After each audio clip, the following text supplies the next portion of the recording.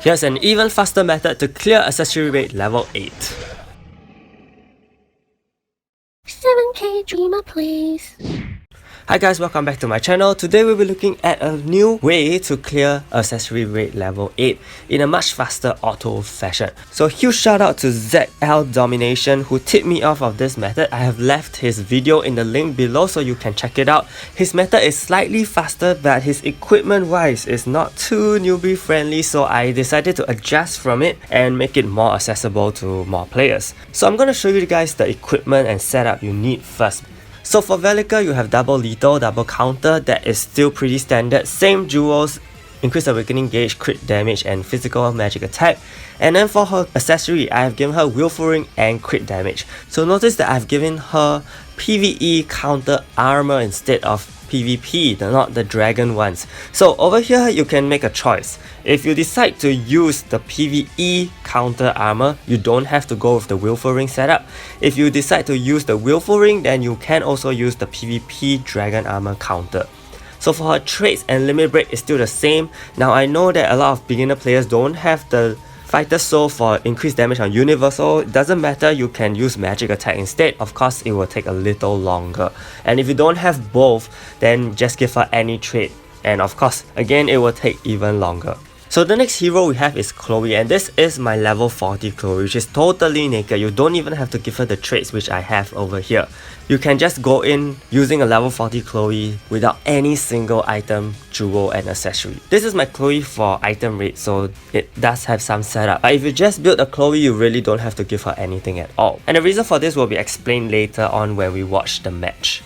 For Lina herself, double speed, double HP speed is important because you want to land the first skill and not let Pascal land his first skill. For her jewels, the most important one here is increased awakening gauge, and that is something you must have on her. And of course the willful ring with evasion as well. And for her traits, same thing to go against this particular demon Pascal, paralyze resist and stun resist. Moving on to Sylvia, double speed, double HP as well. You have to preserve her. This is very important because she is a key hero in any Velica team, okay? Without her, the damage is significantly and visibly reduced. So you have to give her the most bulky setup you can possibly give. So over here, I've given her block rate, PvE defense, and damage reduction from block. If you don't have the PvE defense, then give her a blue jewel to just raise her defense. Of course, willful ring and evasion is also there to give her even more bulk, and hopefully she's able to evade some attacks. For the traits, don't really matter. There is stun resist, but it's not particularly meant for Demon Pascal because she can be stunned, she's only there for her passive. For Rachel, here we're using Rachel, we're no longer using the Vanessa technique. So for Rachel, double speed, double HP. Again, the most important jewel here, like Lina, is the increased awakening gauge one, and if you have bulkier jewels, just stack it on her. Willful ring and one turn taunt. So this one turn taunt is the critical accessory for Rachel and one of the most important things I feel for the entire setup, okay? So you definitely need a willful ring and a one turn taunt. And this is also the part where I improvise differently from ZL Domination. Okay, he used hide accessory for his other heroes. However, I'm going with taunt over here. So the reason why we're going with taunt will also be explained in the run later, but just make sure you do have a one turn taunt, and I think it's pretty easy to get because it is just a one turn. And here are my masteries, set up for crit rate on the left, counter rate on the left, and lethal damage on the right. Magic attack as well. And I'm gonna show you guys my guild buff. So this is very important as well because without these guild buffs it's not gonna be possible. Crit rate, lethal rate, magic attack. And here's the thing that it will be different, that is to buff lethal damage and crit damage as well. So you can see that this set of guild buffs is full on offensive, okay, no particular other effects like skill cooldown increase or increase awakening gauge. Because for Velica, you don't really need skill cooldown, and ultimately her awakening gauge is bound to come out anyway if you have the jewel. So with these guild buffs, we are going to proceed on with the first run. So here we are going with Chloe first because she is going to be the first one to die due to her low level and low stats. So you have to cast her skill first, and the reason why you need full speed on the front line is so that she can skill first before she dies. So that's the most crucial thing.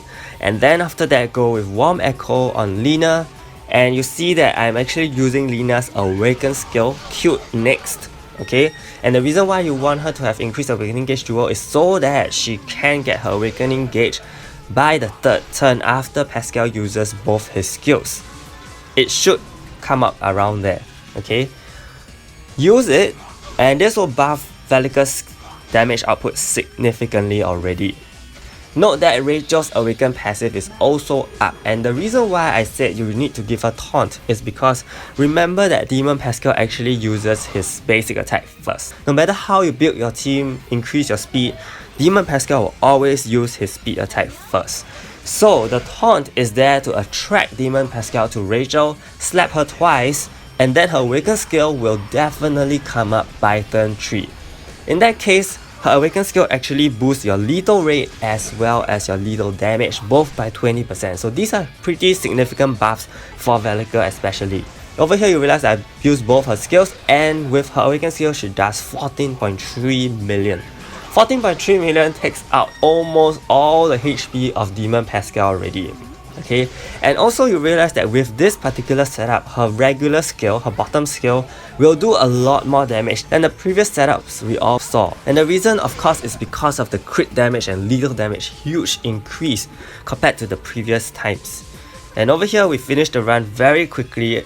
It's about 1 minute faster than the strategy I showed you guys before with Vanessa, or some of you may even use Seek.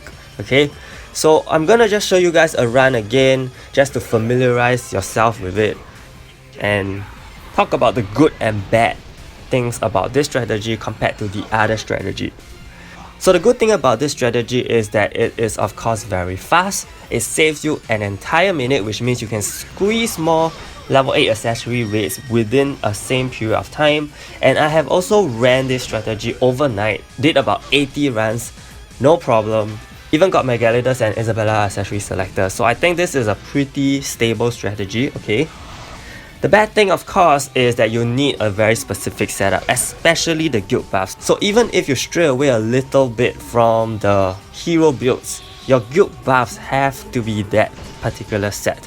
And I think this is something that you guys have to talk to your guild master about to set it so that you guys can farm with this strategy. Otherwise, you're pretty much better off with the Vanessa strategy, which I posted earlier. And of course I think for this strategy we can also see Velika's true capability once you have opened up all the offensive possibilities for her. And in this case it could directly impact future guild dungeon, future guild raid, guild buffs, and how you want to build Velika accordingly, because this is really significant damage right here, 14 million damage. Imagine using this set of guild buffs and this kind of build for other modes with Velika, such as Guild Raid against Isabella. I'm pretty sure she will do even more damage, and she can even one-shot Isabella in one run. So another good thing about this strategy is that you don't have to subject yourself to heavy RNG unlike the previous Vanessa strategy, because in the past for the Vanessa strategy you really didn't know when Vanessa's Awaken skill will come up. If Demon Pascal does not hit Vanessa at all, okay, even single basic attacks, then Vanessa's Awaken skill will be delayed, and your whole match is actually depending on when Vanessa gets her Awaken skill ready. Am I right? And if you were to adopt this idea that, okay, maybe I can give Vanessa taunt, then you will see that Vanessa actually gets her Awaken skill much faster than Velika, and then that will also screw up your run. So I think the RNG is very much reduced such that you don't have to depend your entire run on one single skill. And another thing is that because you are relying on less skills from Velika, because in the past you are actually using 2 Awaken skills, so in the event that one of the Awaken skills fail to proc properly such that Demon Pascal actually blocks against it, then your whole run is pretty much screwed. But over here you are setting up neatly and progressively such that Velika will definitely be able to deal that 14 million. And of course, no matter what run, no matter what build you set up with, there is always a chance that Demon Pascal can actually block your attack. But over here in this new strategy, you're actually subjecting yourself to less of that because you are only using one Awaken skill fully powered up, such that even if he blocks it, it will still deal significant damage. And based on what I've heard from my friend, even if Velika's Awaken skill is blocked, her bottom skill doing significantly more damage can help to offset that block damage eventually. And yes, your run may be longer, but still it is much more stable. So this is overall a much better setup, I feel, but of course it takes a lot of communication and cooperation with your guild members and your guild master. So let me know what you think of this strategy. If this video helped, do give it a like, and of course don't forget to watch ZL Dominations' own video, and hopefully you guys can think of something from there as well.